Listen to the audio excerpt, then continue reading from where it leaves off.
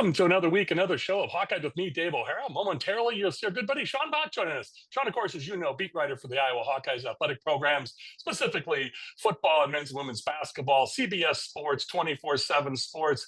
Sean, it's great to see you as always. Thanks for taking time to do this. Sean's going to join us for the first two segments today, again, as he has recently in the past, covering football, men's basketball, women's basketball, a lot of news and notes, some recruiting. We got a lot to catch up with Sean on. So we're going to talk to Sean the first two segments. And then Mike Palm going to join us for our third and final segment for our sports betting segment. Mike, of course, as you know, an Iowa native and VP of operations at Circa Sports in Vegas. That being said, Sean, my friend, it's great to see you again as always. And thanks so much for joining us. How you doing? Good, Dave. Yeah, thank you for having me. It's obviously, kind of been a busy time the last couple of weeks. Obviously, we had the coaching search, but then it goes right into the transfer portal too. So it hasn't been lack of, stuff going on. So that's always, not really a bad thing because that means, business is booming. But then again, it's kind of just the nature of the beast right now with, the era that we're in with college athletics. Let's talk a little bit about Ben McCollum and the upcoming roster, please, Sean. Yeah, I mean, it's looking like it's in decent shape right now. Obviously, you want to add a couple of more guys here in the next few weeks, but getting the number one prospect in the portal and Bennett Sturts, I mean, that's a fantastic start. I think a lot of people are kind of freaking out a little bit because they missed out on some of their top targets that, they were in on initially. But you got to remember too, this is a long process for the transfer portal. There are going to be a number of guys still entering, a number of guys that we don't really know about that they've been contacting or really in on, and even some guys that they're going to be hosting for visits here in the next week or two. So, it's one of those things where yes, it's frustrating that you miss on some of these guys, and the staff does a really good job. They're connected. They're a good staff. They're a great X's and O staff, but it's a big jump from recruiting the transfer portal at Drake in Northwest Missouri State compared to Iowa, and I think that's where maybe there's a little bit of a they don't have those type of connections that maybe you would expect from, some of these other coaches that have been, doing this a lot longer at this high of level. So, they're in a number of guys, a couple of guys that they're, really prioritizing. Brendan Hawson, a Kansas State transfer guard, sharpshooter. He's one that the staff really likes. There's a number of other guys too that they seem to be really in on. And, they're only looking for 4 or 5 guys right now. They want to add a couple more guys from the 2025 class. There's a few names to look out there that should come to light in the next couple of weeks. They're hosting a 4-star point guard out of Washington D.C. and Nike Lewis, who is a former Xavier commit. He's going to be on campus later this week. He's a guy that the staff really wants. And then there are a few other guys that McCollum recruited from his time at Drake. So you just kind of got to let these things take part or take shape. I mean, it's going to be, we're going to see probably this roster, shape up a little bit better here in the next few weeks. But I think one thing to really, remember too is look at this roster and look at the core of guys that they have. You have Bennett Sturts, who was the Missouri Valley Player of the Year. I think he's number 2 in the 24/7 Sports transfer portal rankings. You have Tavion Banks, who averaged 10 and 5 last year. You have Cam Manyawu, who averaged, I think it was around like 9 and 6. He's probably gonna be a backup big. You have Cale Combs, who's a really good utility guard, a really good athlete. Then you have Isaiah Howard, who's probably gonna be a reliable scoring option off the bench. And then you have Cooper Koch, who, had it not been for the injury that he went through this year, he would have had a really, probably a pretty prominent role with this Iowa team. So you're bringing in a former 4-star recruit and basically the core, not the whole core, but a good portion of the core of a team that nearly made it to the Sweet 16 in the NCAA tournament. And while the Missouri Valley was down this year, they still won 31 games. There's a lot of Iowa tie-ins here, but the one that surprised me, I guess, more than Josh Dix was Price Sanford going to Nebraska. Let's talk about those two losses, please, from the portal. Yeah, I mean, losing Josh Dix is obviously pretty significant because that's a guy that is not easily replaceable. I mean, he puts the ball on the deck, shoots the ball really well, plays defense. You can use him in a bunch of different roles. He's a good finisher at the rim, and shoots the three extremely well. And he's 6'6". You can play him at the 2 or the 3. That's a guy that you're gonna miss. And I mean, same with Price Sanford. Like Price, the way he shoots the ball and the way he was able to take that next step this year, I thought was really important too for his game and his development. And you mentioned the stuff going on with Dix. Obviously Indiana was in there too.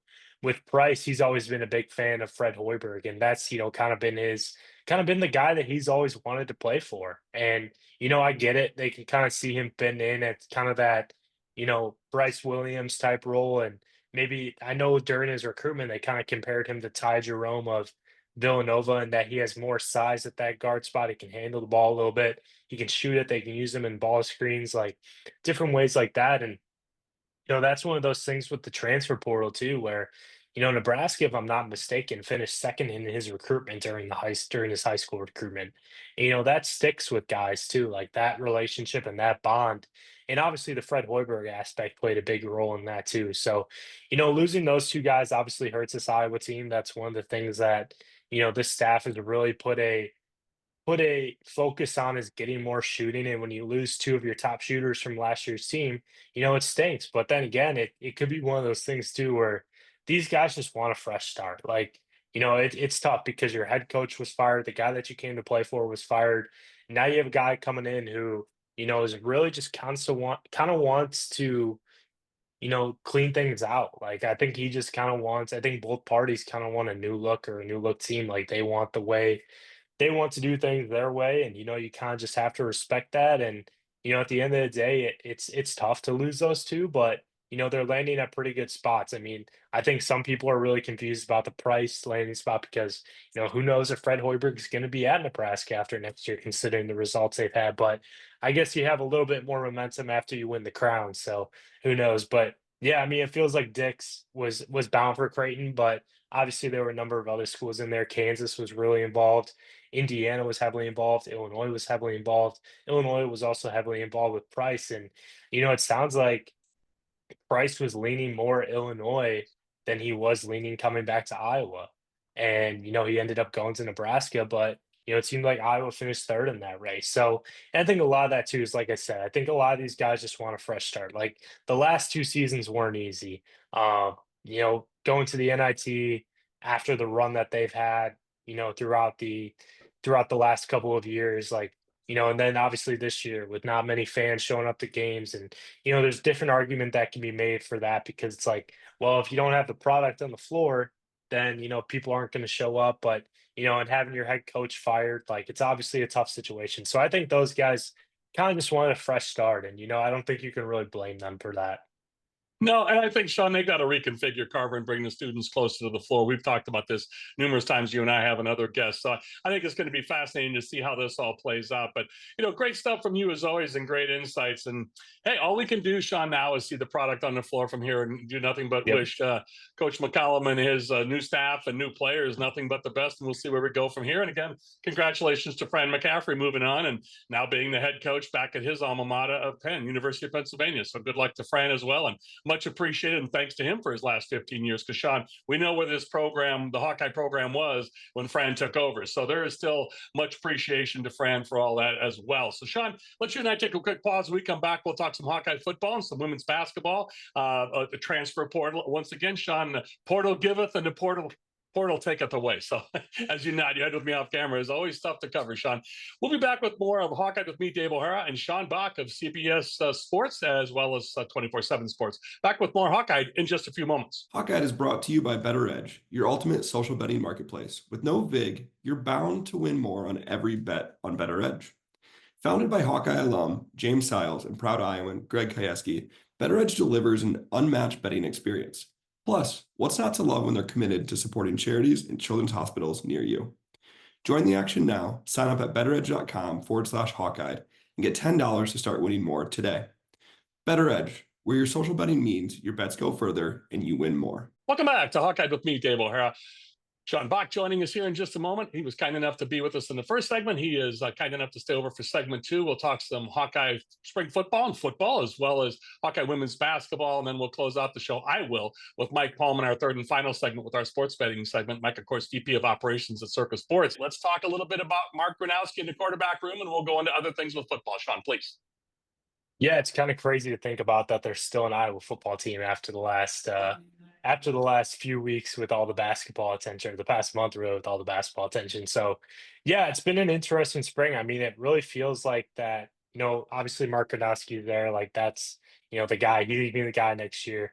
But it really seems to like Brendan Sullivan's kind of elevated himself. And that's one of the big talking points throughout this fall camp, like, there's a lot of chatter of like, okay, is Sully gonna stay at Iowa for his last year, or is he gonna end up going somewhere where he can really be the starting quarterback? Because remember, throughout his time at Northwestern, like he was never really the full blown starter. Like he was always seemed to be he was in a competition.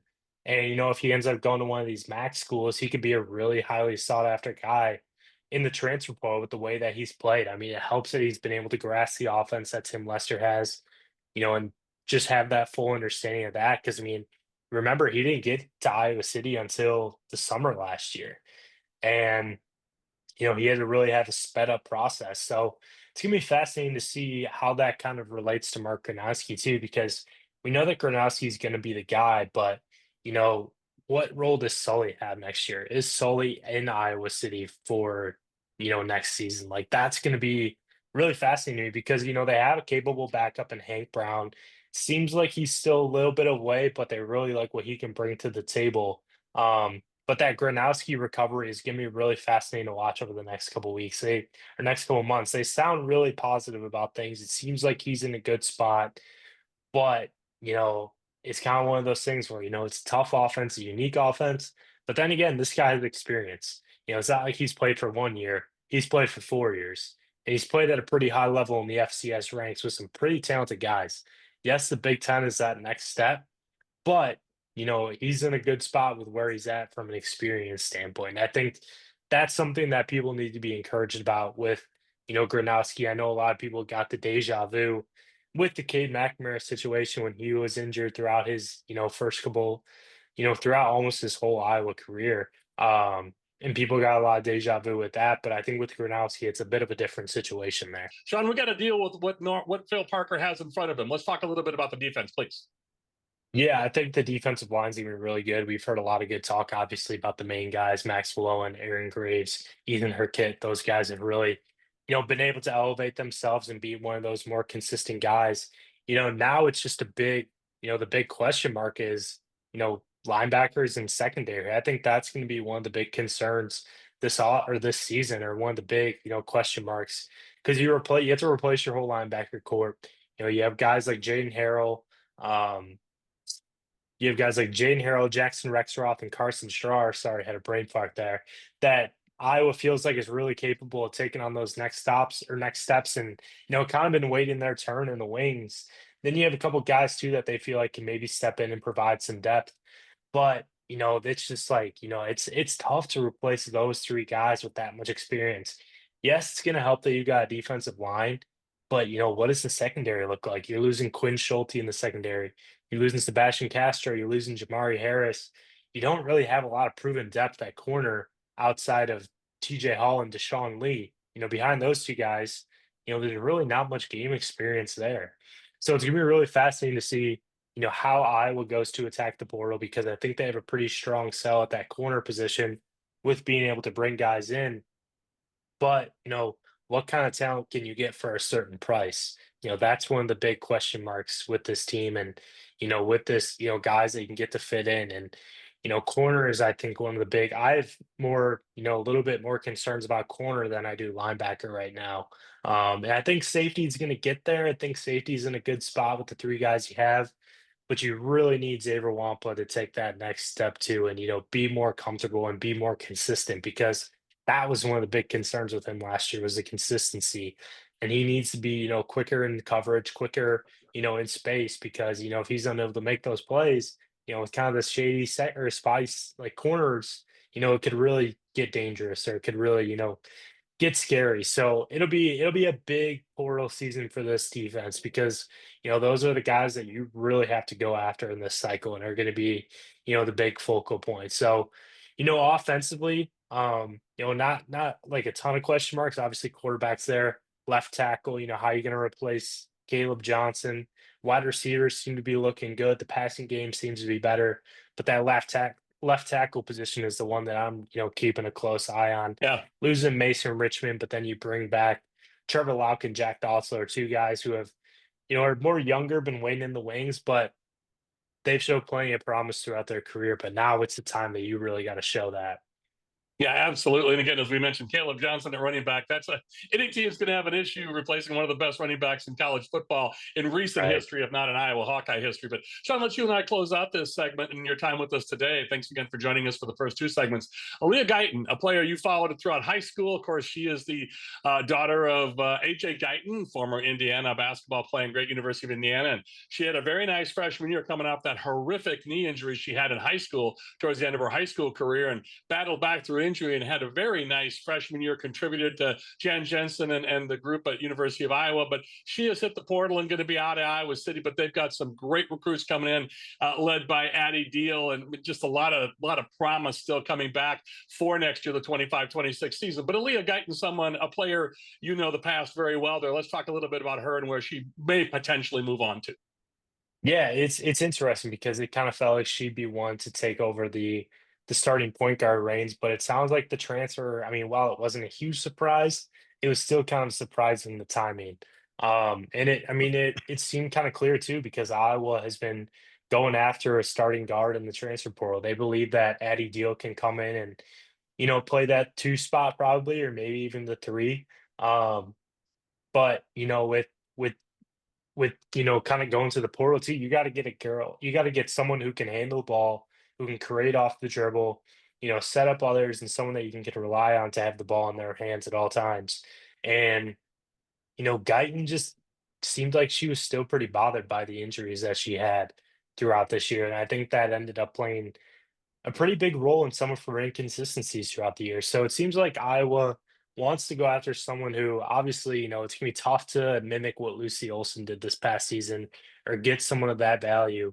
But you need someone who can be a reliable scorer at the point, handle the ball well, make plays off the dribble, and someone that you can rely on to make plays and, be kind of a catalyst or a leader at the point guard position. So yeah, it's gonna be fascinating to see where Guyton ends up going. Obviously, I think there's been a lot of talk about Illinois being a pretty big threat because the way that their program's kind of ascended the last couple years. Um, but in terms of Iowa, you got to go get a portal guard or portal point guard because that's gonna be the one big thing that your team needs next year because you're gonna have Eddie Deal there, but I think you need someone else off the ball too. Yeah, and Sean, Guyton's three-point ability really increased and improved as the year went on. I think she was a pleasant surprise there. But, it's going to be interesting to see, as we always talk about development and bringing players in. And, yeah, hopefully there is a Lucy Olson in the portal that can come in and try to replace what Caitlin Clark did. And just what a season it's been and what we're looking forward to, Sean. So great to see you as always. Thanks for taking the time to do both segments, the first two segments with us today. Covered some Hawkeye men's basketball, some football, and now women's basketball. So, Sean, next time we get together, and I'm going to be having Rick Heller on at some point, what a spring so far for Heller ball and Iowa baseball. We're going to get to that as well, at or near the top of the Big Ten, depending what day you look at the standings as we record this on Tuesday afternoon, April 8th. Sean, my friend, it is great to see you, folks. He is Sean Bock, lead beat writer, one of the lead beat writers for Iowa Hawkeye Sports, but for CBS Sports and 24/7 Sports, recruiting specialist as well. Sean, great to see you again, and thanks so much, my friend. Yeah, Dave, thank you for having me. A pleasure as always. Likewise. For Sean Bock, I'm Dave O'Hara on Hawkeye. We'll be back with more to close out the show. I will be with Mike Paul, VP of Operations at Circa Sports. Back with more in just a few moments.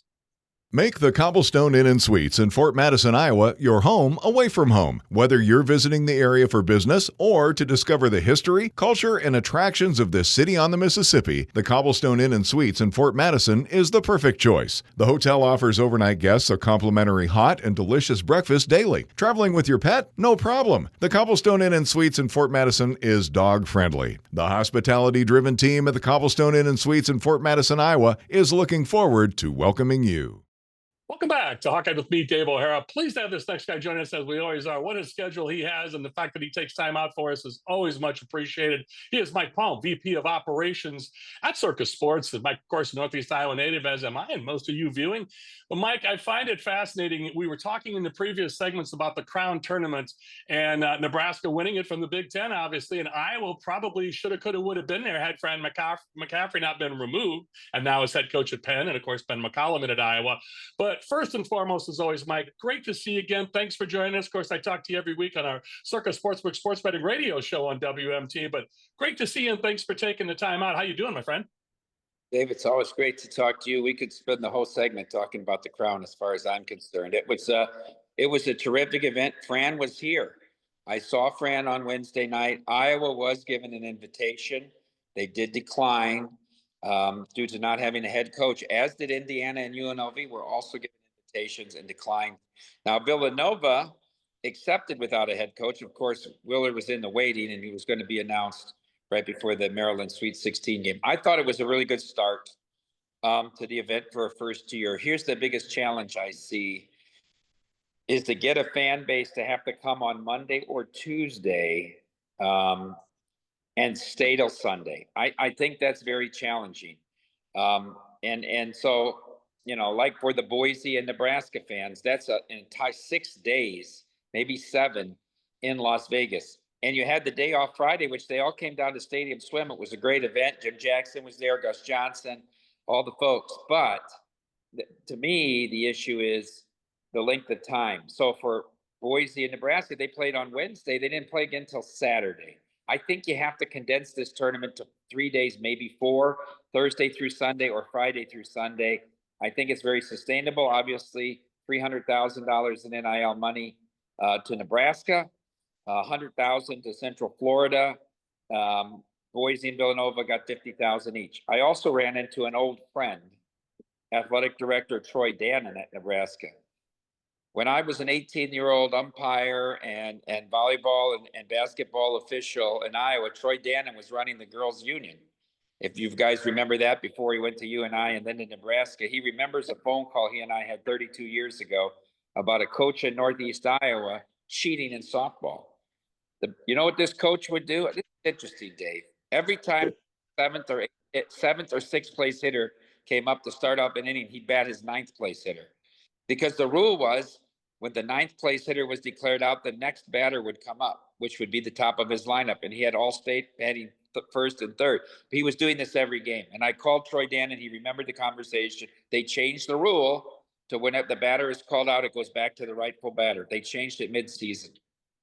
That's awesome because, as you mentioned, Troy Dannon, UNI's athletic director, then went to Tulane, UW for a brief cup of coffee, and then now Nebraska. And Circa, of course, a big principal part of that.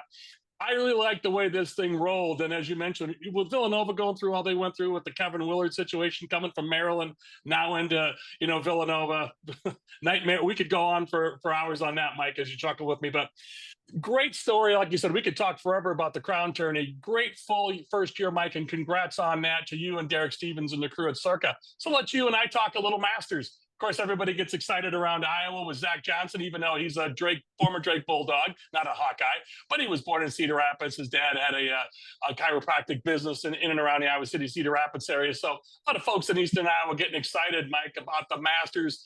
Let's talk a little bit about the upcoming Masters this weekend as we record this on Tuesday afternoon, April 8th. And then you and I will close out the segment talking some MLB, Major League Baseball, of course. A lot of Iowa fans, Cubs, Cardinals, Twins, Brewers. A lot of fans in baseball. So let's start with the Masters first, Mike, please, and Zach Johnson potentially. Yeah, well, we have almost a whole year long lead up to this with our futures pool open. I just want to let everybody know you bet into a futures pool. If the golfer gets scratched, you're out of luck, just like a Kentucky Derby pool. This pool now has switched now to the active pool. So if you bet on Johnson and he scratched before Thursday, you'd get your money back. That's important. It's our biggest and best golf tournament of the year, obviously. We do over $500,000 in handle on this one event alone. And we've got the best odds in the market, Dave. We're right around 21% right now. Other books are at 40 to 45. When we go off on Thursday, we'll be at 18%. I mean, it's half. We're taking half out. It's why when you look at the board, 98% of the golfers have better odds at Circa than anywhere else. You don't have just to bet to win straight up. You can bet head-up matchups for the entire tournament. You can bet head-up matchups for each round. Make sure you're betting, you know what you're betting if you're doing it in the first round with a matchup. Are you betting the round or the whole tournament? That's important as well. But then top 3, top 5, top 10, top 20, many different options. Best score that will win, what will make the cut, all kind of different options at Circa to bet the Masters. We are excited around Iowa City and Hawkeye land about baseball. So let's move it on into Major League Baseball, my friend. Yeah, mentioning college baseball, though, too. We're booking many more Sunday games. We start out Friday nights because it's the pitching matchups. We did Saturdays last year. Most Sunday top 25 matchups now we're booking as well this year. MLB action, hot and heavy. Dave, I'm telling you right now, a lot of excitement around the Cubs, especially. They came off that great trip in Oakland. I would mention to everybody, look at the totals, and I don't know that we as bookmakers have caught up in Sacramento to Sutter Health Park there. There's going to be a lot of runs scored, and I don't think we get right with those totals till we get to 10.5s and 11. So that's just a tip early when betting Major League Baseball. Great to see you, and I'll talk to you on radio, folks. He's Mike Palm, VP of Operations at Circa Sports in Vegas. Mike, thanks so much, my friend. Good to see you. Thanks, Dave. Talk to you soon. Look forward to it. For Mike Palm, Sean Bock, and I'm Dave O'Hara with Hawkeyed. Also, thanks to my production partners at BetterEdge and BetterEdge.com, Greg Kieski and James Siles. That's all from us at Hawkeyed. Thanks to all of you.